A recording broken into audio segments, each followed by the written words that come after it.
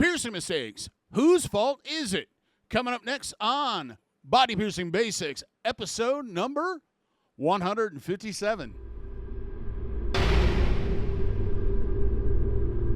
DaVo here from the Body Piercing and Tattooing channel.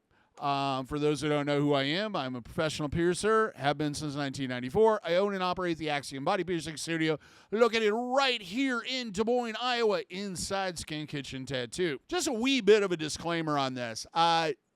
We are piercing the human body. There are a lot of things that can go right and a lot of things that can go wrong in the piercing experience, in the healing of a body piercing, or any piercing. Ear piercing, I guess, well, they're all the same thing. You need to understand there's a level of trying to do everything absolutely right that can sometimes not succeed. Either you don't have a tolerance for the piercing, or the piercing's a rare piercing, or it's a piercing that's prone to problems, and etc. So always take whose fault this thing didn't turn out the way I wanted it to with a grain of salt, because it may or may not be your piercer's fault. It may not be your fault. It may just be the way that nature intended that piercing to heal. I'm going to cover common mistakes that happen, and then I'm going to cover accountability and whose fault it is, and what should happen if something goes wrong. We're going to start with what can go wrong during a piercing or during the healing process. Most common mistakes are bad placement.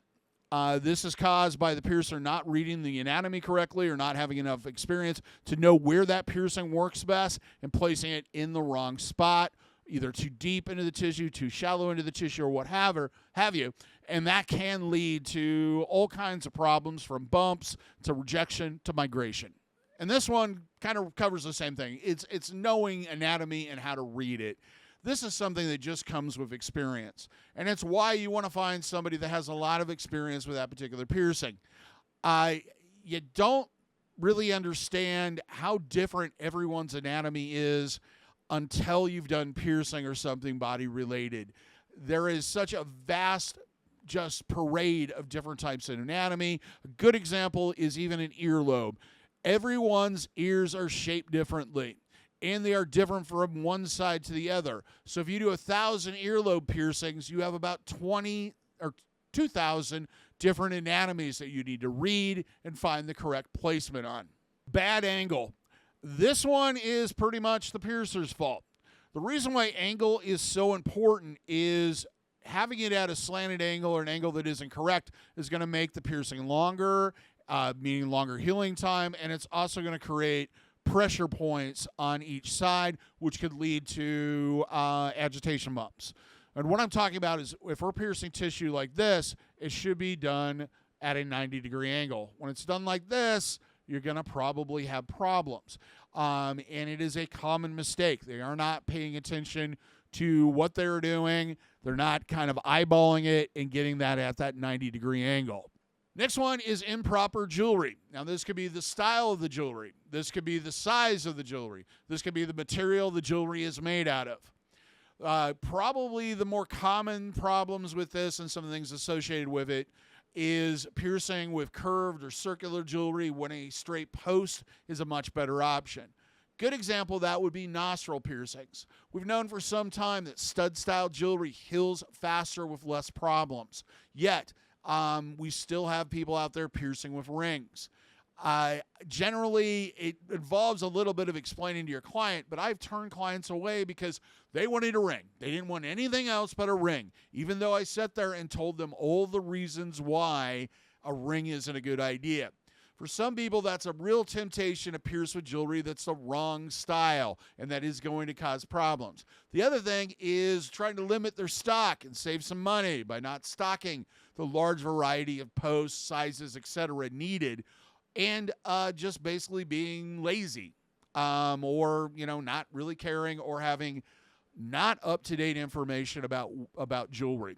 The next one would be the wrong material. Kind of three main types of jewelry or materials that are used. The most common are stainless surgical steel, implant-grade stainless surgical steel, titanium, and nickel-free 14-karat or better solid gold. If you have metal allergies, or maybe you've never been exposed to any of these materials before, there is a good option and a bad option. A bad option would be stainless steel. It is slowly kind of weeding its way out of the industry. There's still some things that you can't get in titanium or gold, just basically based on the thickness of the jewelry, but they're not really high demand pieces. But for the most part, majority of what's pierced with today or what's available is available in biocompatible, third-party tested titanium and 14-karat nickel-free gold. That is kind of the standard. Lesser materials generally kind of point, like stainless steel. I guess niobium's an option, but there's not a lot of it out there. That's a good option. But stainless steel is kind of the low end of the barrel. Usually it's a sign of low-quality jewelry because there's not many of the high-end manufacturers that still make stainless steel. I can think of a few, but it's not as prevalent as it was 20 years ago because titanium has kind of taken over. And it's important that the quality of the jewelry, the finish, etc., is at the best it possibly can be because all of those things lead to problems. Wrong size. This is a really common one. Piercings tend to swell. We can only really give estimates on how much it's going to swell. For that reason, we tend to overcompensate for it. We'll put in longer pieces just to make sure that if it does swell, it doesn't swell beyond the length of the post. The problem arises when it goes beyond the length of the post is that it can start impacting. And that's where it grows into the tissue. Plus, you're creating this perfect storm where it's swelling because the jewelry's too small, and the jewelry's too small because it's swelling. And the only way to fix it is to put a longer post in. So we tend to do it a little bit long. However, at the same side of it, downsize is important, and your piercer educating you that downsizing is important because having that long piece in there for long periods of time increases contact and increases movement, and it increases the likelihood of migration or bending out of that perfect angle. This can also lead to bumps, agitation bumps, and et cetera, or additional scarring. So it's important to downsize. It's important to have a piece of jewelry that's long enough to allow for that swelling. The next one is the jewelry transfer.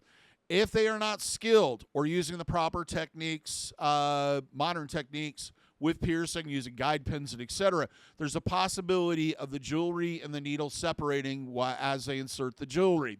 This can cause a lot of problems from the standpoint of sometimes you can't get that jewelry completely in. For the most part, modern piercing is done with guide pins. They're either threaded or threadless, where there's a very, very small likelihood of the jewelry separating from the guide pin, and even threaded needles and threadless needles. So there's less likelihood of this causing problems. There are still some piercings that are done with circular jewelry, mostly genital piercings, where the old style of putting the jewelry against the blunt end of the back of the needle and then causing drag on the other side of the piercing and slowly inserting the jewelry and making sure the needle doesn't separate is still in practice. However, it takes a lot of skill to get that right, and even the most skilled piercer can make a mistake and they separate. So that is one of the mistakes that can happen during it, and it can either require a really uncomfortable situation where they're trying to find that second hole and get that jewelry all the way through, or a situation where they have to use a guide pin to find both the needles or a taper pin, or worst case scenario, it has to be completely re-pierced again. Next one would be needle strikes. This is a situation where the piercing is done and through, the needle's all the way through, and for one reason or another, the piercer ends up also hitting their fingers, usually, and it goes through that glove and into the person's finger, the piercer's finger, and then contaminates the wound. This has become, I think, is a little bit more prone with freehand piercing. One of the reasons why we used tools back in the day and why they were pushed and why I continue to use them is it's much easier to get your hands out of the way if the tissue's being gripped by a tool. I understand the advantages of doing freehand piercings. Some piercings I used to do clamps on that I now do freehand, just basically because it improves the placement and angle and etc. But for the most part, it's somebody who's piercing who isn't really paying attention to what they're doing. A lot of people will say, oh, the person moved, and that's how it happened. Yes, but you should have had that jewelry or had that needle through and your hands out of the way before that person could react. And that brings us to the next one. The person getting pierced moved. It's a common mistake, or I don't know how many piercers have said the reason why this is all screwed up is because the person moved. Reality is, in most cases, the needle is through before the person even has a chance to react. When they're moving around and squirming and etc. is more of a factor when you're lining up the piercing to do it and getting your hand out of the way or what have you, in doing that controlled piercing. If the person isn't still during that period, that can affect the angle, that can affect how quickly it's done, that can affect whether or not it's done straight or crooked, or especially during the transfer, if they're moving around a lot, even in the best case situation, that guide pin and the needle could separate, or the guide pin and the jewelry could separate, especially threadless jewelry. Part of this is knowing how to read your client, which is something a piercer should know how to do with experience, and knowing when that right time is to do that piercing. We use breathing exercises as one way to doing this, of kind of going inhale, and then they're at their fullest, and then exhale, so that we know when it hits that bottom tier or mid tier, we know exactly where that body is, that part of the body is at, and it's stable. This usually is only a real problem when you have somebody that just doesn't want to settle down. And in that case, it's often the best option to go, hey, maybe this isn't the day for you to get pierced if you can't hold still. I understand your fears, your anxiety and everything. Let's try this a different day when you're not so stressed out. And the last one on piercing mistakes is not doing a consultation before the piercing is done and not giving proper aftercare instructions. This is another thing of client blaming, is they didn't take care of it. Well, how would they know how to take care of it if you didn't take the time to tell them how to take care of it? A lot of places will just be like, hey, okay, you look great, everything, pay me. Okay, you pay the lady out front, or pay the guy out front, or you pay the person out front. And here's a QR code for the aftercare instructions. See ya. Next. That isn't really going the full length of what the job should be. It is a responsibility of the piercer as an expert to educate their client about how to take care of it, risks that are involved, what to look for, how to get a hold of them, when they should come in, downsizing. All of that stuff is their responsibility, including people having medical problems or being allergic to certain things.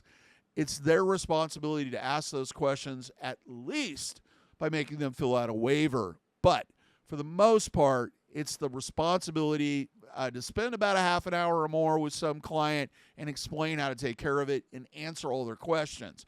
And be available to them when they get home. They're like, I don't know how to use this. I think you said to do this. To answer that question as soon as possible and get them on the right track.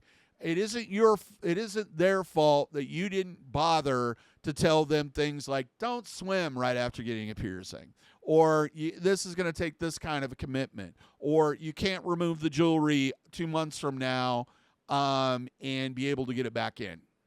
Those things are the piercer's responsibility. Now let's move on to accountability and kind of the whose fault it is and what should happen.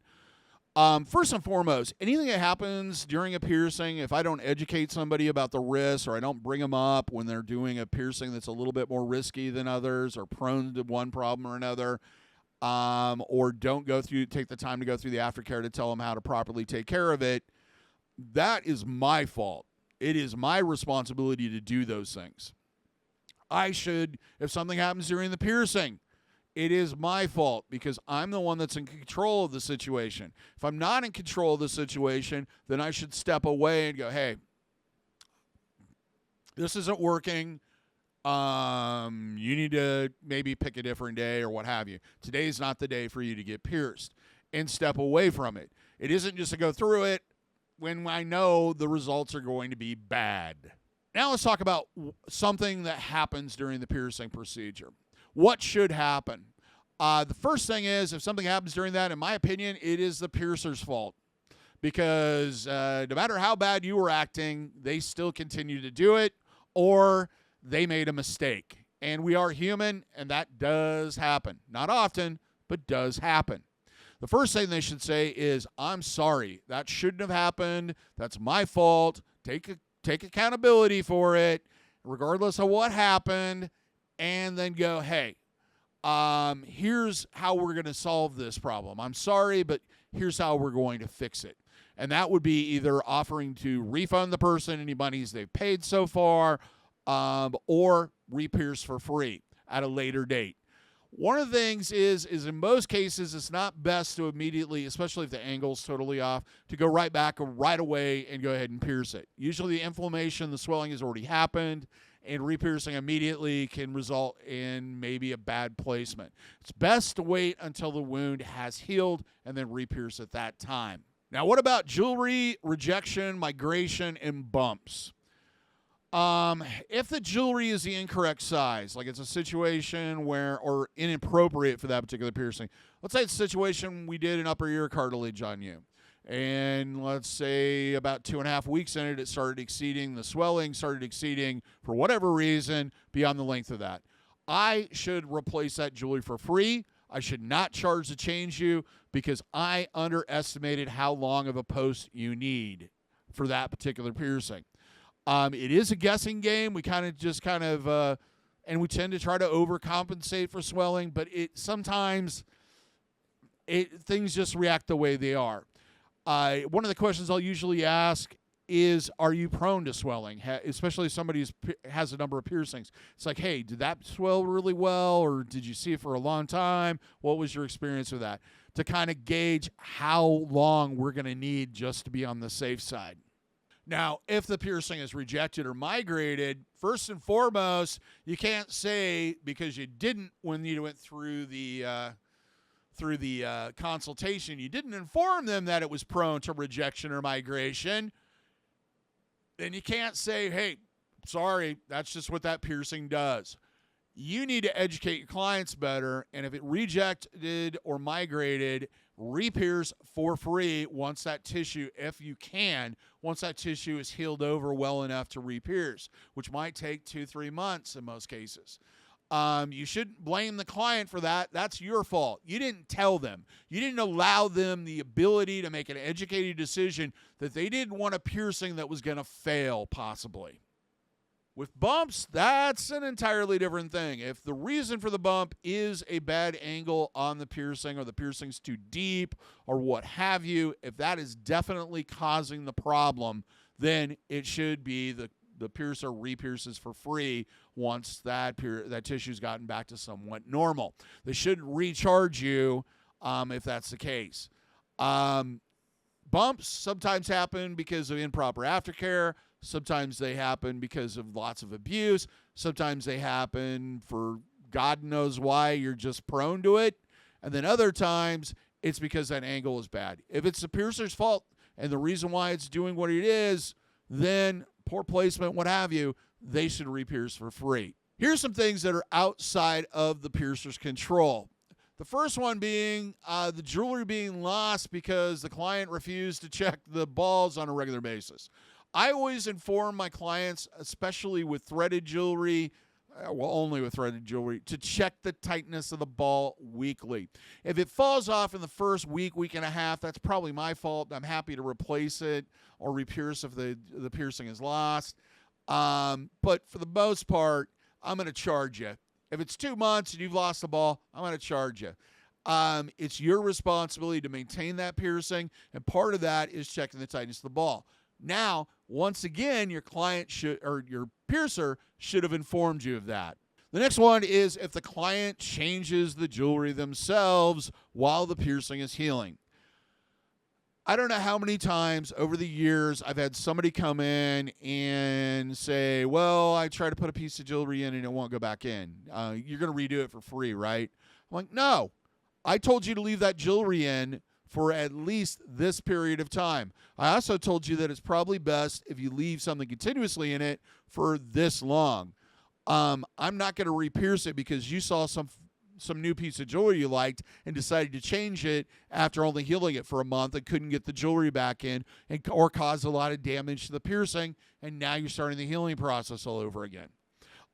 It's important that you listen to what your piercer says about these things. Don't go on the internet and get advice, because a lot of them will go, oh, I changed it after 2 weeks. It wasn't a problem.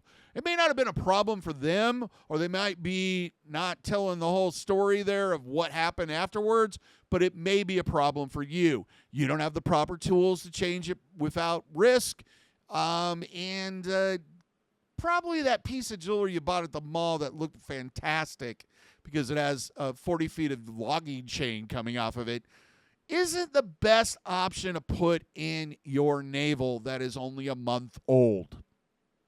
The last one is the jewelry is removed because of a problem without consulting the piercer.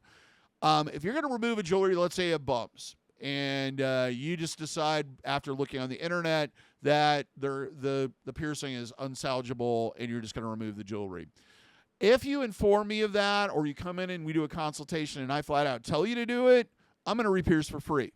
But if it's a situation where you take it upon yourself to decide to take the jewelry out, less likely to do that. Also, if it's a situation where you just wake up one morning and you had a long argument with somebody and they told you it looked stupid, and you took it out, and then an hour later decided that you wanted to put it back in and couldn't get back in, I'm also not going to pierce that for free again.